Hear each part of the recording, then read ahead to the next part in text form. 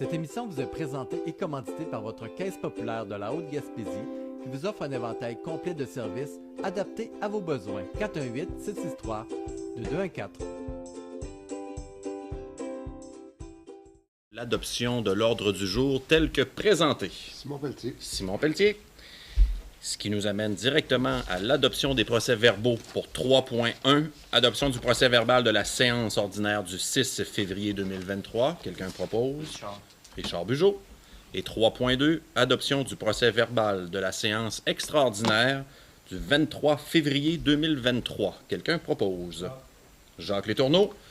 Donc, déjà la portion des points d'information pour ce soir. J'aimerais envoyer un coucou et un clin d'œil aux nombreux bénévoles, l'équipe municipale, les infrastructures qui ont accueilli les familles, les enfants, les plus vieux, les plus grands, les adultes, dans le cadre de la semaine de relâche. C'était une semaine extraordinaire. L'offre, elle était présente.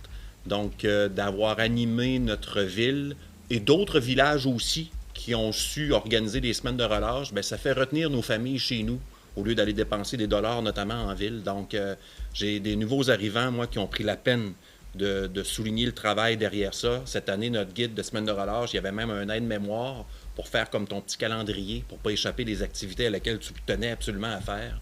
Alors, il y a du travail derrière ça, notamment de l'équipe municipale, en tête Lucie, Guy, Claudine. Mais je ne veux pas tout nommer, il y a d'autres intervenants derrière ça. Mais la semaine de relâche, on s'en fait une grande fierté. Soyez assurés qu'on va être de retour l'an prochain. Mais mon clin d'œil allait surtout aux organisateurs et aux nombreux bénévoles derrière ça et aux organismes qui ont prêté main forte. Merci beaucoup.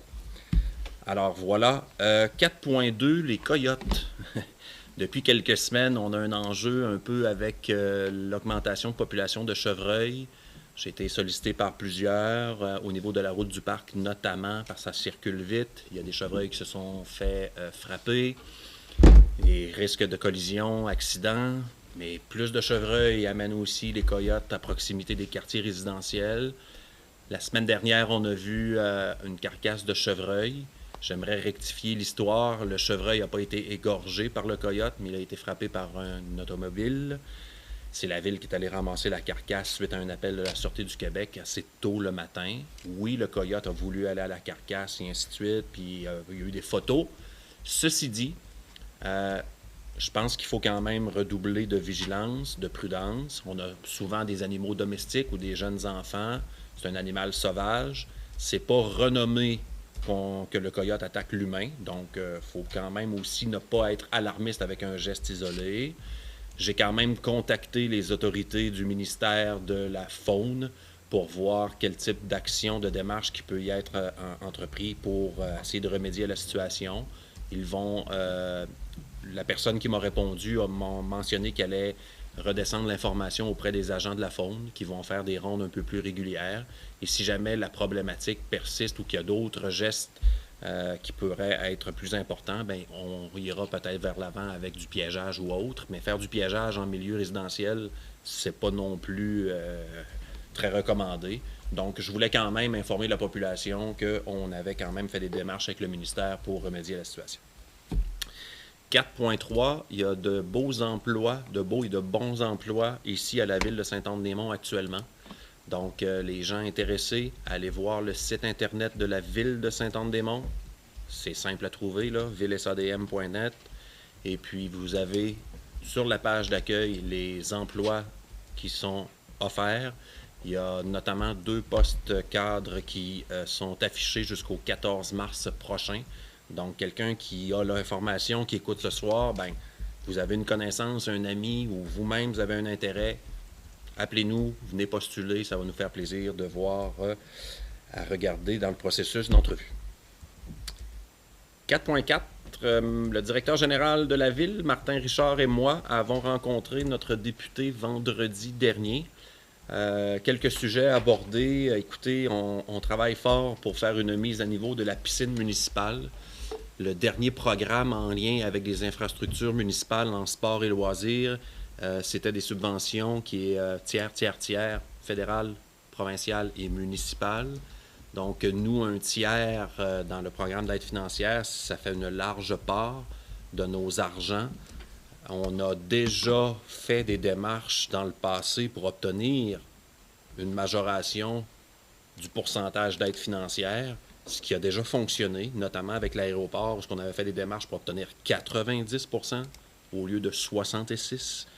Donc, on a réitéré ces demandes-là auprès de notre député, notamment pour le projet de piscine municipale, mais dans l'ensemble des programmes d'aide financière. C'est pas normal qu'un projet de piscine municipale à Montréal et un projet de piscine municipale à Sainte-Anne-des-Monts soit le même programme et la même mise de fonds de la Ville de Montréal versus Sainte-Anne-des-Monts. Ça n'a pas le même impact sur un budget municipal à Montréal versus ici.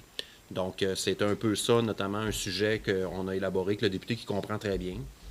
Logement, on a la chance d'avoir 2 entrepreneurs actuellement qui font du développement en logement à Sainte-Anne-des-Monts, soit le domaine de Loiselière avec Guillaume Marin et bientôt au printemps avec le domaine Le Versant avec Trio C, Éric Coulombe. Mais c'est du logement privé. Des constructions neuves, il y a un coût mensuel aussi qui vient avec. Mais nous, on a initié un projet en logement, tout le conseil municipal. On a tenu 2 rencontres avec Monseigneur Bourdage, qui, tout le monde, les 2 blocs appartements comme tout près de la caserne de pompiers. Puis le terrain adjacent à Monseigneur Bourdage est de la propriété de la ville de Sainte-Anne-des-Monts. Donc, on souhaite le léguer à la ville. Le conseil d'administration Monseigneur Bourdage ont enclenché un processus avec l'embauche d'un chargé de projet qui travaille pour le groupe Ressources en logement collectif Gaspésie-Île-de-la-Madeleine. Il habite à Saint-Onde-des-Monts en télétravail, donc il y a une proximité, une facilité là, de communication. À ce jour, c'est pour faire un bloc de 36 unités en logement abordable. Un des problèmes dans la discussion que j'ai eue avec le député, c'est qu'actuellement, il n'y a pas de programme d'aide financière pour stimuler la construction de blocs appartements en logement abordable.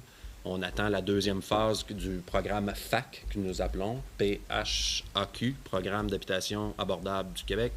Alors, et on voulait s'assurer que Sainte-Anne-des-Monts soit privilégié dans les demandes qu'ils recevront parce qu'on va postuler avec un beau projet de 36 unités. Donc, c'est important d'avoir du privé, puis c'est important aussi d'avoir du logement abordable pour répondre à la demande actuelle. On a parlé d'érosion côtière, qui est un enjeu de plus en plus d'actualité sur la protection de nos territoires. On a des riverains, on a des citoyens, citoyennes, on a des infrastructures. Donc, c'est un enjeu qui s'en vient important pour nous. Donc, c'est un sujet également qui a été abordé avec M. Sainte-Croix. Péréquation, je rappellerai aux gens qu'on a eu une perte de 350 000 $ lorsque nous avons eu nos chiffres du ministère des Affaires municipales pour l'adoption de notre budget. 350 000 est la plus forte baisse de péréquation en Gaspésie. Donc, on est les heureux élus. Alors, on a demandé à l'équipe du député de vérifier certaines choses. On croit peut-être qu'il y a eu quelques erreurs. L'erreur est humaine, mais quand même, on n'est pas dans le reproche. Mais on souhaite que l'équipe du député puisse regarder avec leurs collègues du ministère des Affaires municipales s'il n'y a pas eu quelque chose au niveau des chiffres de la richesse foncière uniformisée. Parce que si jamais on a un gain à aller chercher là, on aimerait le récupérer. Alors, au moins, c'est un sujet qui a été abordé avec le député. Dernier point pour ce soir. Demain, nous allons rencontrer à la MRC le ministre de l'Environnement et de la Faune, M. Benoît Charette, pour un seul sujet. C'est le plan de protection du caribou dans le parc de la Gaspésie. C'est un sujet sensible. Il y en a qui sont pour, il y en a qui sont contre. Il y en a qui sont pour, mais de ne pas perdre accès au territoire. Il y a les emplois, il y a le potentiel et des entreprises récréo-touristiques. Il y a le domaine de l'industrie forestière. Il y a beaucoup d'enjeux avec ce qui pourrait se produire avec la protection du caribou. Alors, je pense que c'est important de sensibiliser le ministre c'est un dossier qui est dans sa cour. On entend que ce plan de protection du caribou-là pourrait être déposé au mois de juin prochain. Donc, ça l'approche. Mais nous, on aimerait faire valoir nos points, nos arguments, nos besoins, nos enjeux. Je pense que c'est important de se faire entendre et je serai présent, bien évidemment. Alors voilà, c'était les points d'information pour la séance de ce soir. Un peu long des fois, mais c'est le fun aussi de vous donner un peu de matériel sur qu'est-ce qu'on travaille des fois, puis ça va vite la machine, mais en même temps, on a des enjeux à laquelle on veut adresser. Administration 5.1, Dépôt du rapport annuel 2022 sur l'application du règlement de gestion contractuelle. Quelqu'un... Non, c'est un dépôt? OK, parfait. 5.2, autorisation d'abonnement à Edilex. Edilex, Sylvie, c'est un logiciel de gestion des documents. En fait, c'est pour préparer des devis d'appel d'offres. Oui, c'est ça, c'est ça. Donc, vous savez, on fait beaucoup, on passe beaucoup, nous, de mandats.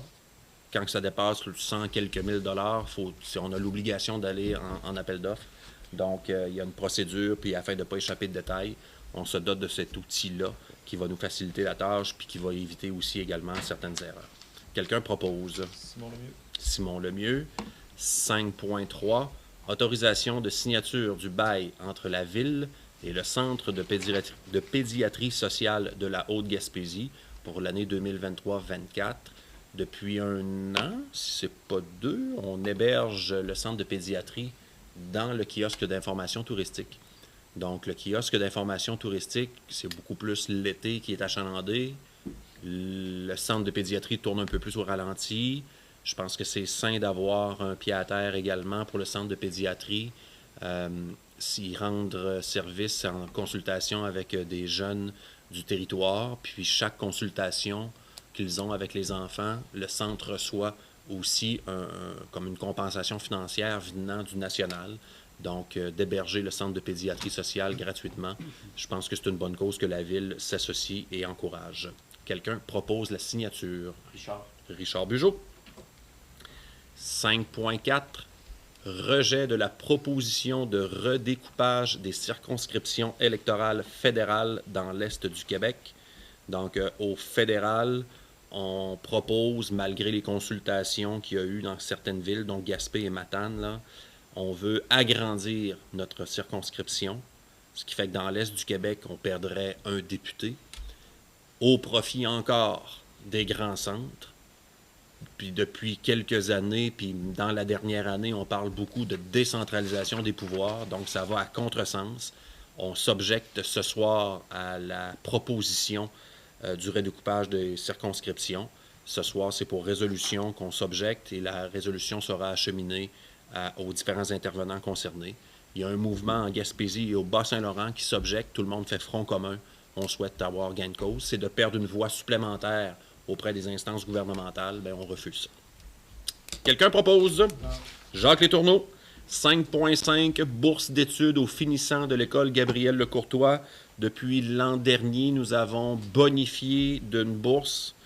Avant, on octroyait une bourse de 750 $. Bien, maintenant, depuis l'année passée, on en fait 2. Il y en a une qui c'est pour la persévérance scolaire. Il y en a un autre, c'est pour le rendement académique. Alors, nos jeunes du coin sont portés souvent, même pour les formations professionnelles, collégiales ou autres, doivent s'exiler à l'extérieur. Je pense que c'est bien d'avoir une forme de reconnaissance et une aide financière d'une bourse étudiante pour nos finissants. C'est pour résolution ce soir. Quelqu'un propose? Ariane Lévesque. Portion trésorerie 6.1, approbation des comptes payés et à payer au 28 février 2023. Je vais juste ouvrir ma page. Je l'ai suivi, c'est bon. Donc, les comptes payés au 28 février, chèque numéro 37 286 au numéro de chèque 37 344. Le montant 579 399 $ et 46 sous. Les comptes à payer au 28 février 2023.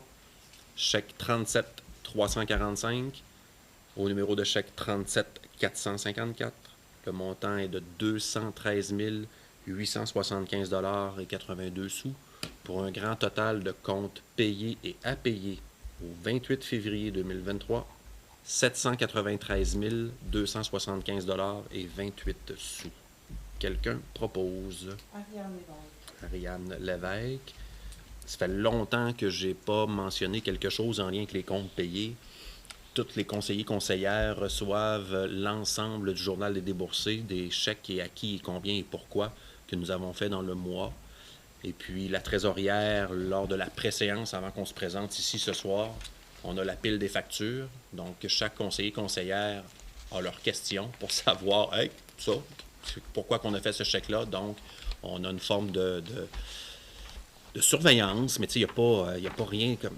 Nous, c'est pour s'assurer de toujours comment ça qu'on a fait cette dépense-là. Donc, on entend des justifications de la part de notre monde, mais ça se déroule assez bien. Puis à chaque séance, depuis nombre d'années, on a toujours des questions avec les comptes payés et à payer. Donc, je voulais quand même vous faire un petit coucou que oui, on vous lance les numéros de chèque puis les montants, mais quand même, il y a certaines vérifications qui sont faites. Quelqu'un propose, c'est fait? Oui, Ariane Lévesque. 6.2, pardon. Approbation des états financiers vérifiés 2021 de l'Office municipal d'habitation. Quelqu'un propose? Simon Pelletier. Simon Pelletier, merci. On tombe dans la section préférée de Simon. Urbanisme 7.1. Dépôt du procès-verbal du comité consultatif d'urbanisme du 8 février 2023. Ce n'est qu'un dépôt. En passant, comité consultatif d'urbanisme, il y a les fonctionnaires municipaux, il y a des conseillers-conseillères et il y a des citoyens bénévoles. Il nous manque actuellement un bénévole à combler si jamais, tu sais, c'est les distances, les hauteurs d'un bâtiment, en tout cas, c'est tous les aspects techniques avant d'émettre des fois des dérogations mineures et des permis de construction. Si jamais il y a quelqu'un qui a un intérêt à vouloir s'investir puis à voir comment ça se déroule, ces genres de comités-là, quelqu'un quand même d'allumé, parce que c'est sûr qu'on veut que ça patine, c'est quand même rigoureux comme exercice. Et quelqu'un aurait un intérêt, peut-être de contacter Sylvie. Oui. C'est toi, oui. Sylvie. Oui. Donc, il y a un siège de vacant sur la participation des citoyens bénévoles sur ce comité-là. On donne ton cellulaire, Sylvie, ou c'est une farce? 7.2, demande de dérogation mineure 385, route Lavoie. Donc, le propriétaire a installé une piscine et là, bon, la piscine, non, elle est dans la cour avant de la maison et normalement, les piscines, il faut qu'elles soient en cour arrière. Même pas, ils n'ont pas le droit en cour latérale et avant. Donc, la piscine est déjà là. C'est dans un secteur où il n'y a pas vraiment de préjudice pour le voisinage.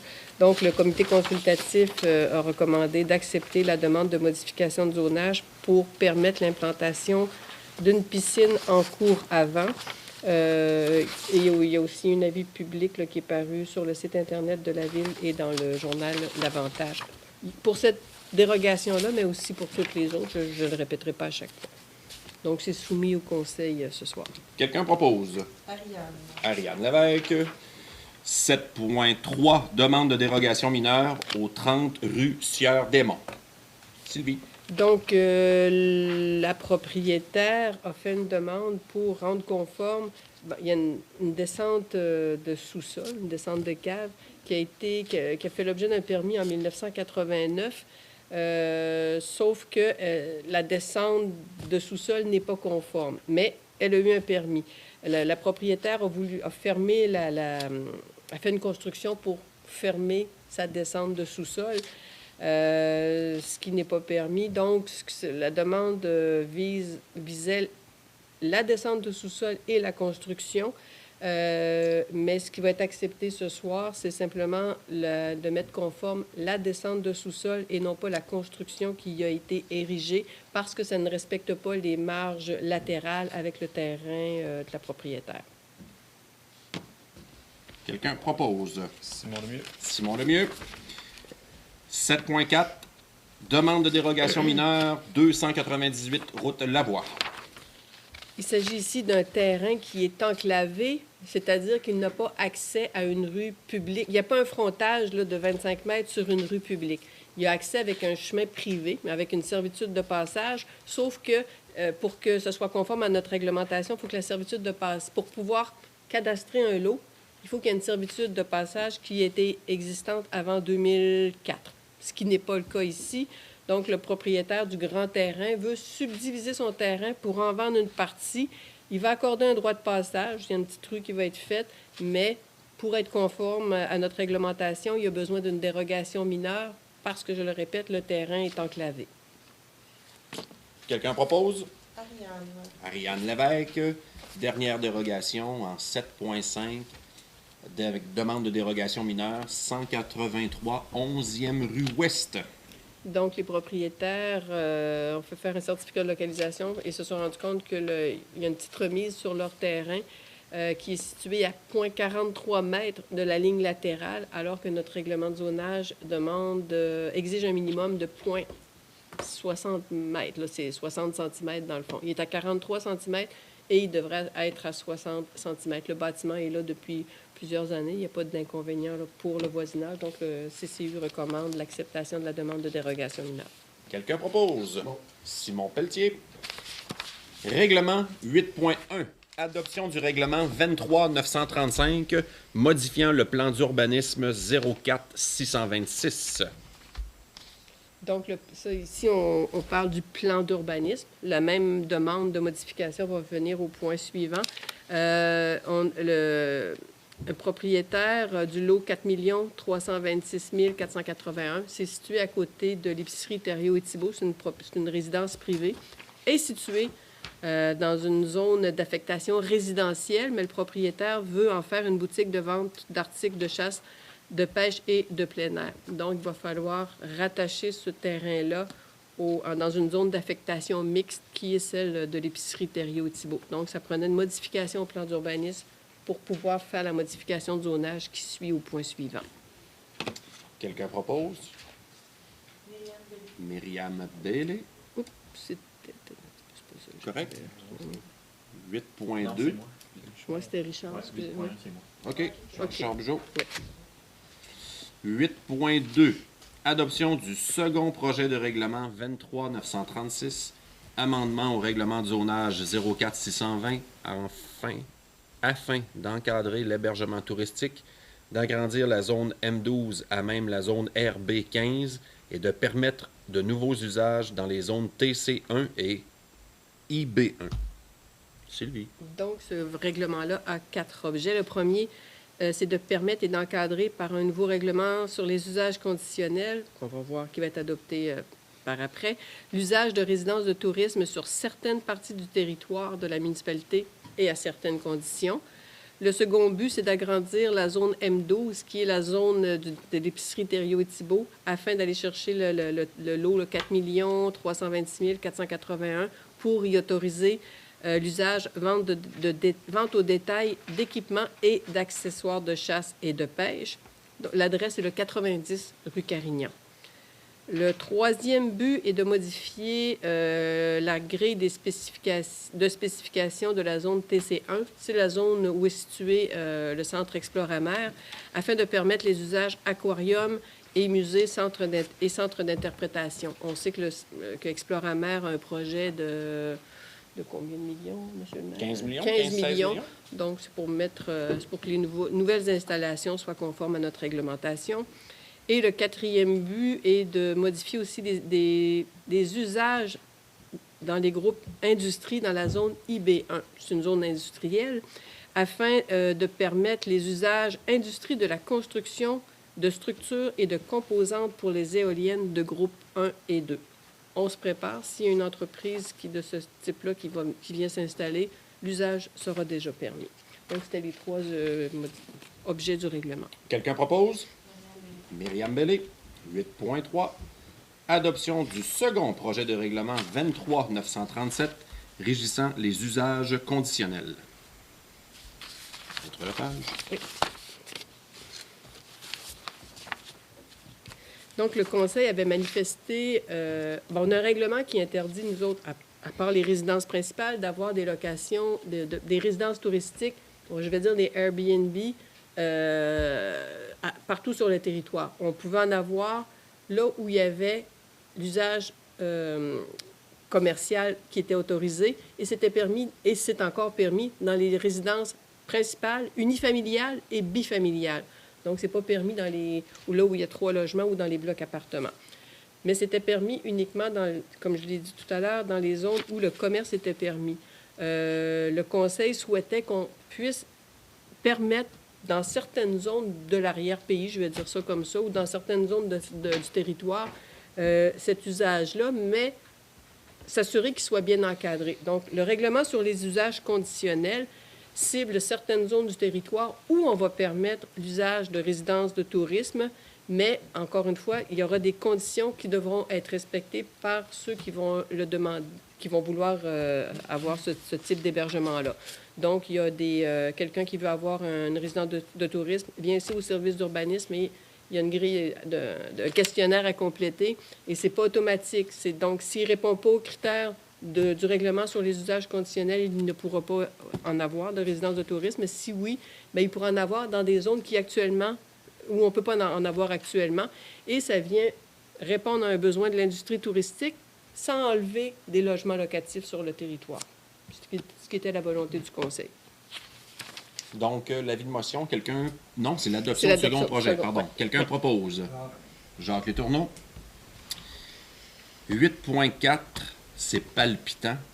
Avis de motion et présentation du projet de règlement 23-938 relatif à la démolition des immeubles. Avant d'aller plus loin, je fais exprès des fois un peu pour faire un peu d'ironie, c'est que je suis allé relire récemment, en 2017, le gouvernement a adopté une loi à l'Assemblée nationale reconnaissant le milieu municipal comme gouvernement de proximité et à cet égard de favoriser sa pleine autonomie.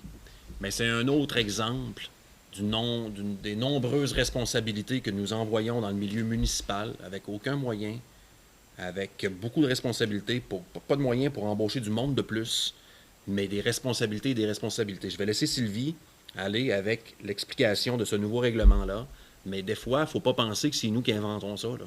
Donc, c'est des orientations gouvernementales qui sont imposées dans le milieu municipal.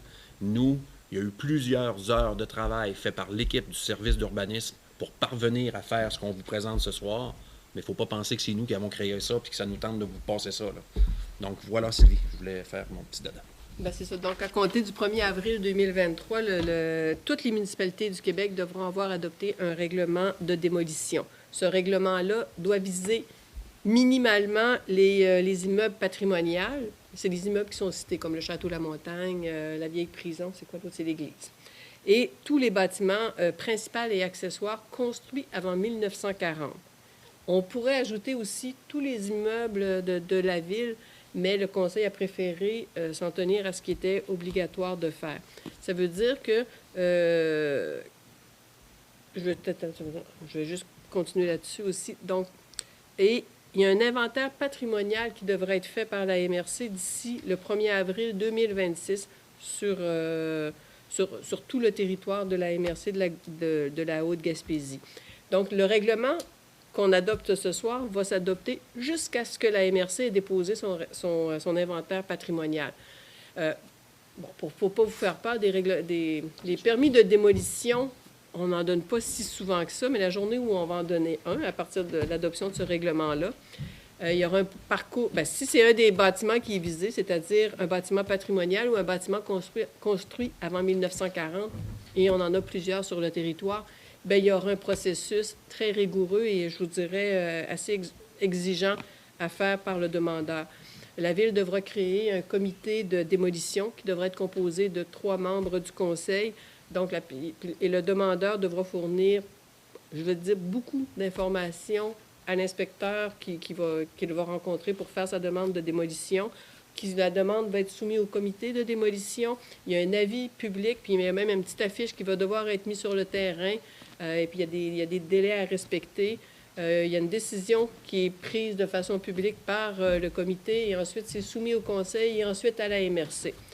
Je vous dirais que c'est un parcours qui peut durer à peu près 6 mois pour démolir un bâtiment principal ou un bâtiment accessoire construit avant 1940. Mais on est obligé de le faire.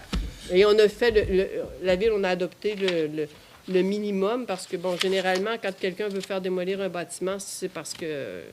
Qui est le chanceux ou la chanceuse qui va passer l'avis de motion ce soir? Jacques Letourneau. 8.5. 8.5, merci Sylvie. 8.5, avis de motion et présentation du projet de règlement 23-939 sur le droit de préemption visant à identifier le territoire assujetti et les fins municipales pour lesquelles des immeubles peuvent être acquis.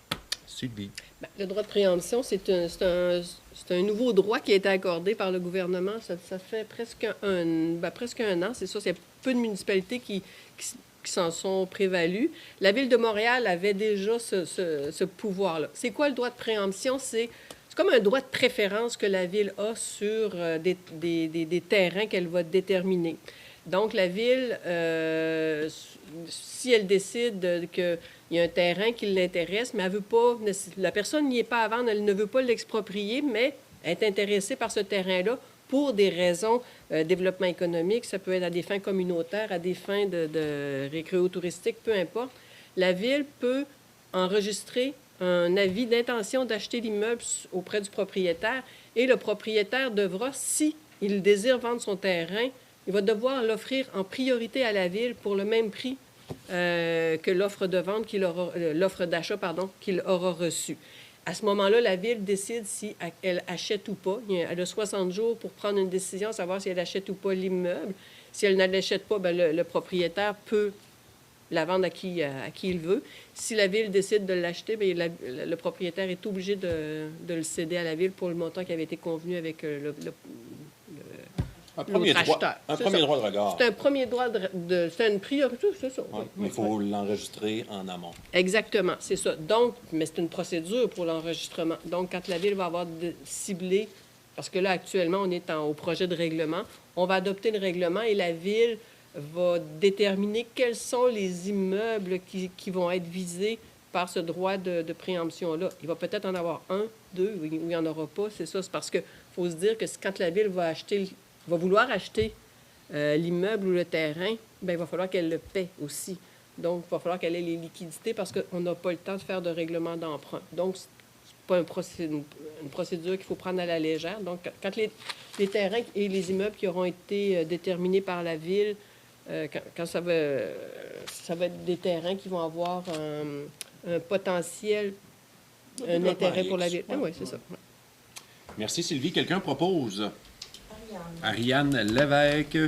Travaux publics 9.1.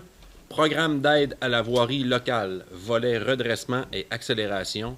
Attestation de la fin des travaux pour le projet de planage et resurfaçage de la route Lavoie. Quelqu'un propose?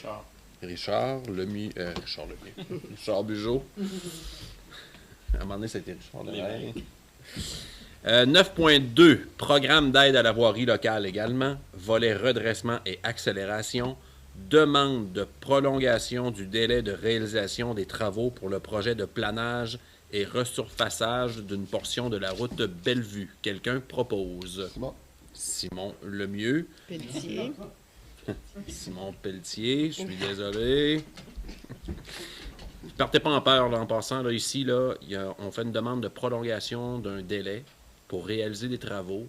Nous n'avons pas la réponse. Si nous obtenons la réponse, ben, on fera une demande de prix pour faire une portion de pavage.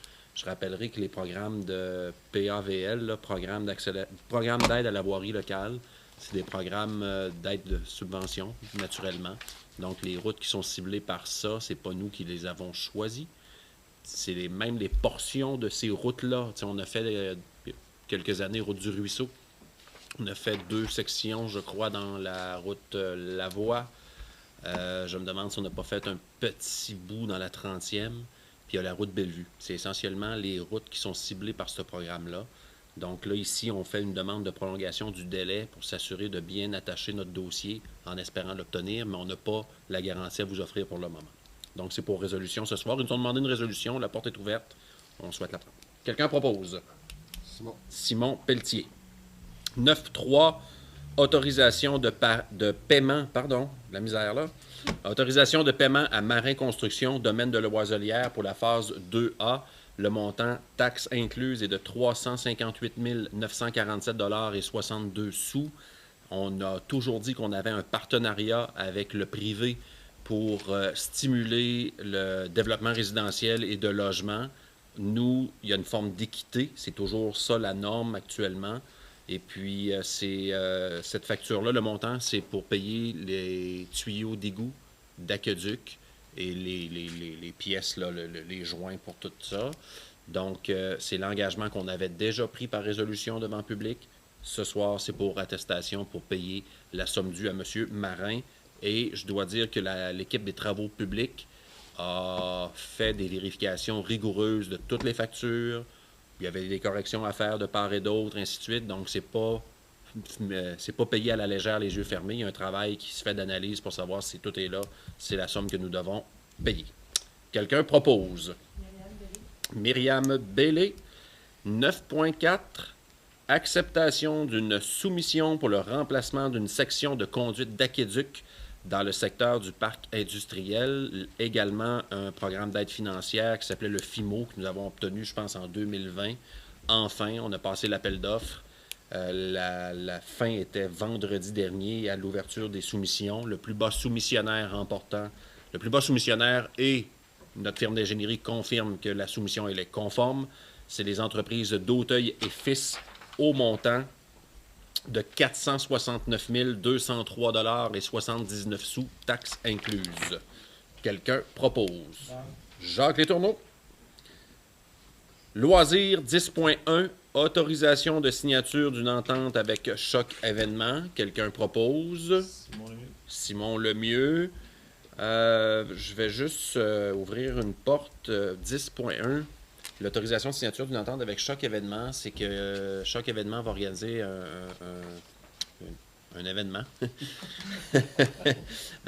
des spectacles durant la saison estivale. Donc, c'est un peu en remplacement notamment de... Ouais, c'est le 30 juin et 1er juillet prochain. On va laisser quand même Choc Événements déployer sa stratégie de communication pour dévoiler les artistes et tout.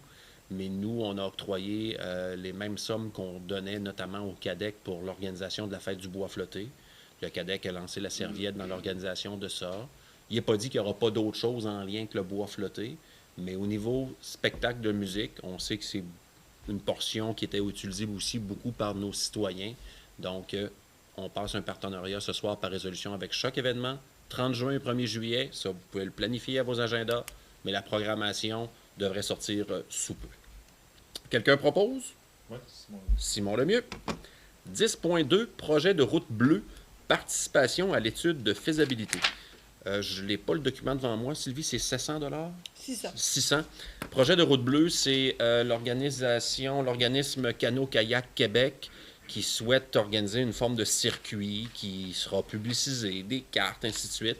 Donc, pour citer les endroits, un amateur de kayak veut se rendre en Gaspésie, bien, Sainte-Anne-des-Monts pourrait figurer sur la route bleue de canot-kayak, soit en rivière et ou au fleuve. Donc, ça s'inscrit dans une nouvelle offre. Puis, il y a de plus en plus d'adeptes au niveau des sports nautiques, surtout depuis la pandémie. Les sports de plein air sont en pleine ascension. Je me rappelle, moi, le premier, j'ai acheté des kayaks, c'était sold out partout. Donc, il y a vraiment une clientèle qui s'y rattache. Donc, de créer un circuit gaspésien sur la route bleue, pour nous, une part de 600 $ seulement pour faire l'étude de faisabilité de ça. Moi, m'assurer que le mot Sainte-Anne-des-Monts figure sur la scène nationale, 600 $ des fois, c'est quand même peu payé pour ce que ça pourrait donner. Quelqu'un propose. Richard Bugeaud. 10.3, autorisation de présentation d'un projet CEMO, programme contrat d'intégration au travail pour entretien paysager. Donc, les programmes CEMO, c'est rattaché avec le Centre local d'emploi. C'est des subventions salariales. On le fait depuis de nombreuses années par résolution. L'employé mandaté à aller traiter avec le CLE pour faire les demandes de subventions salariales, notamment qui va servir à l'entretien paysager lors de la prochaine saison estivale. Quelqu'un propose. Ariane Lévesque. Boudoum. T'as envoyé un courriel, Ariane?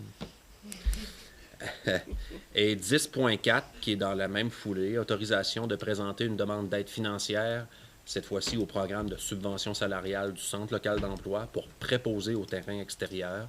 Donc, quelqu'un propose. Myriam Bellé. Ce qui met fin à l'ordre du jour et à la portion télédiffusée. Messieurs, dames, merci de nous suivre. Je vous souhaite une bonne fin de soirée. On se voit en avril.